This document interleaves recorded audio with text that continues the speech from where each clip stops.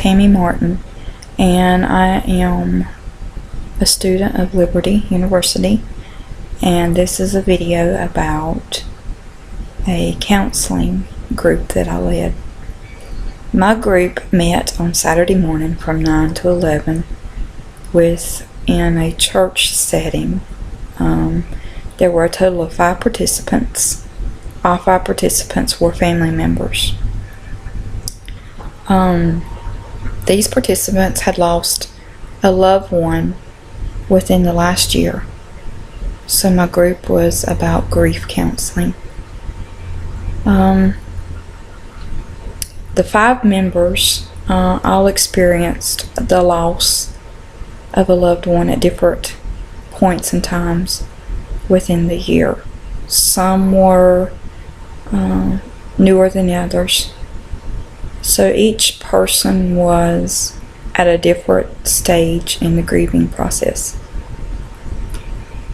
As a leader, I set the atmosphere to be comfortable, no distractions, and I had each member, they were in a circle, kind of enclosed to where it was warm and inviting. In the beginning, I had everyone to kind of introduce themselves, and then I used the rounds method. To begin with, I gave everyone a number from 1 to 10 to kind of gauge at what level their grieving pain was. And as I suspected, some were 1 being the least, some were 1s, 10 being the most, some were 8s, 9s, maybe even a 10. I used the second method of round.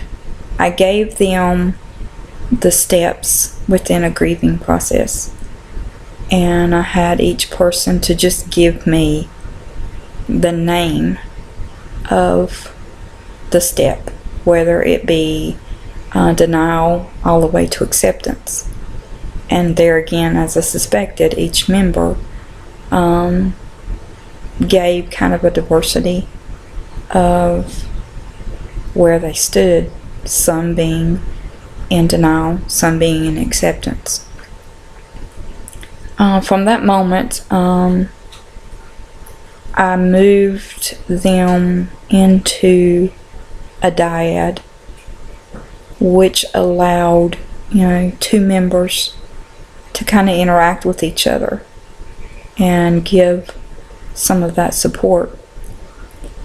The first attempt, I tried to put some of the denial with denial, and I could see that there wasn't much interaction. There wasn't a lot of